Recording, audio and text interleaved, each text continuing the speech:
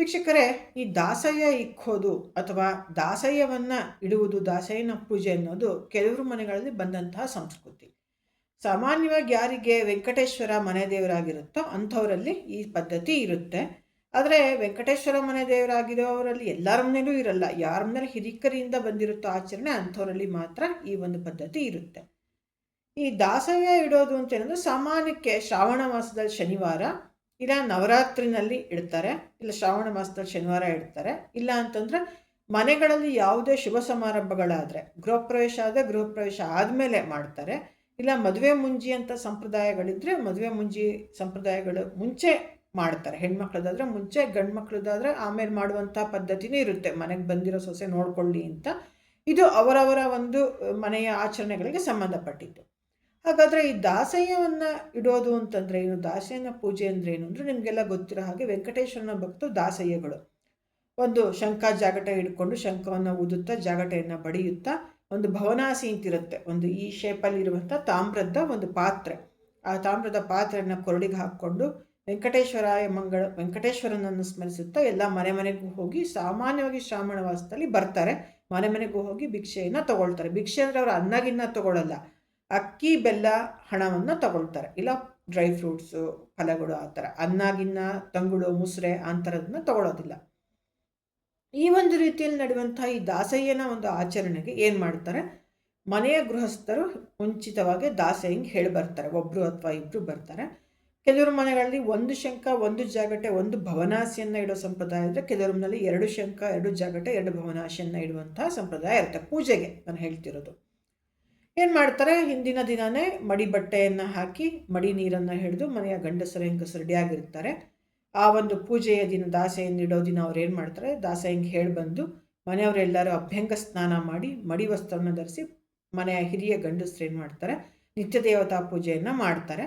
ಆಮೇಲೆ ಒಂದು ಮಣೆಯನ್ನು ಹಾಕಿ ಮಣೆ ಮೇಲೆ ರಂಗೋಲಿ ಇಟ್ಟು, ಅದಕ್ಕೆ ಮುಂಚೆ ಸಾರಿಸಿ ಗುಡಿಸಿ ರಂಗೋಲಿ ಇಟ್ಟಂತಹ ಭಾಗದಲ್ಲಿ ಮಣೆ ಹಾಕಿ ಅದ್ರ ಮೇಲೆ ಮತ್ತೆ ರಂಗೋಲಿ ಇಟ್ಟು ಈ ಭವನಾಸಿ ಶಂಖ ಜಾಗಟೆಗಳನ್ನು ಇಟ್ಟು ಅಲ್ಲಿ ಹಿಂದೆ ದೇವರ ಫೋಟೋವನ್ನು ಇಡ್ತಾರೆ. ಮನೆ ದೇವರು ವೆಂಕಟೇಶ್ವರನ ಫೋಟೋ ಇಡ್ತಾರೆ. ಇಲ್ಲ ಇನ್ಯಾವ ದೇವರು ಫೋಟೋ, ಇನ್ಯಾವ ಮನೆ ದೇವರು ಇರೋರಲ್ಲಿ ದಾಸಯ್ಯ ಇಡೋ ಸಂಪ್ರದಾಯ ಇರುತ್ತೋ ಆ ದೇವ್ರ ಫೋಟೋನ ಇಡ್ಬೋದು. ಅವರು ಸಾಮಾನ್ಯಕ್ಕೆ ಪೂರ್ವ ದಿಕ್ಕಿಗೆ ಹಾಕೋದು, ದೇವ್ರ ಪೂಜೆ ಏನೇ ಮಾಡಿದ್ರು ಪೂರ್ವಾಭಿಮುಖನಾಗೆ ಮಾಡಿಕೊಡುವಂಥದ್ದು. ಅಲ್ಲಿ ಇಟ್ಬಿಟ್ಟು ಏನು ಮಾಡ್ತಾರೆ, ದಾಸಯ್ಯಗಳನ್ನು ಕಳಿಸಿ ಆ ಭವನಾಸಿ ಒಳಗಡೆ ಅಕ್ಕಿ, ಡ್ರೈ ಫ್ರೂಟ್ಸು, ಹಣವನ್ನು ಹಾಕ್ತಾರೆ. ಹಾಕ್ಬಿಟ್ಟು ಏನು ಮಾಡ್ತಾರೆ, ದಾಸಯ್ಯಗಳನ್ನು ಕಳಿಸ್ಬಿಟ್ಟು ಆ ಮಣೆಯ ಮುಂದೆ, ಭವನಾಸಿಯನ್ನೆಲ್ಲ ಇಟ್ಟಿರುವಂಥ ಮಣೆಯ ಮುಂದೆ ಒಂದು ಕುಡಿ ಬಾಳೆ ಎಲೆಯನ್ನು ಹಾಕಿ ಹಬ್ಬದ ಅಡುಗೆಯನ್ನು ಬಡಿಸ್ತಾರೆ. ಅದ್ರ ಜೊತೆಗೆ ಅದಕ್ಕೆ ಮುಂಚೆ ಆ ಭವನಾಸಿಗೆ ಶಂಖ ಜಾಗಟೆಗಳಿಗೆ ಒಂದು ಸಿಂಪಲ್ಲಾಗಿ ಪೂಜೆಯನ್ನು ಮಾಡ್ತಾರೆ. ಅದಾದ ನಂತರ ಕುಡಿ ಎಲೆ ಬಾಳೆ ಎಲೆಗೆ ಹಬ್ಬದ ಅಡುಗೆಯನ್ನು ಬಡಿಸ್ತಾರೆ. ಇನ್ನೊಂದು ಬದಿಯಲ್ಲಿ ದಾಸಯ್ಯಗಳಿಗೂ ಬಾಳೆ ಎಲೆಯನ್ನು ಹಾಕಿ ಅಡುಗೆಯನ್ನು ಬಡಿಸ್ತಾರೆ. ದಾಸಯ್ಯಗಳ ಊಟ ಆದಮೇಲೆ ಅವ್ರು ಏನು ಮಾಡ್ತಾರೆ, ಆ ಪೂಜೆ ಮುಗೀತು ಅಂತ ಕುಡಿ ಬಾಳೆಯಲ್ಲಿ ದೇವ್ರ ಮುಂದೆ ಬಡಿಸಿರೋದನ್ನ ಎಡೆ ಅಂತಾರೆ, ದೇವರಿಗೆ ಎಡೆ ಹಾಕೋದು ಅಂತ. ಆ ಎಡೆಯನ್ನೆಲ್ಲ ಅವರು ತಗೊಂಡು ಶಂಖವನ್ನು ಊದಿ ಜಾಗಟೆಯನ್ನು ಬಡಿದು ಆ ಭವನಾಸಿಯಿಂದ ಸ್ವಲ್ಪ ಅಕ್ಕಿ, ಹಣ ಹಾಗೂ ಡ್ರೈ ಫ್ರೂಟ್ಸ್ನ ಮನೆಯ ಹಿರಿಯರಿಗೆ ಕೊಡ್ತಾರೆ. ಅವ್ರು ಅದನ್ನು ಪ್ರಸಾದ ಅಂತ ಎಲ್ಲರೂ ಹಂಚ್ಕೋತಾರೆ.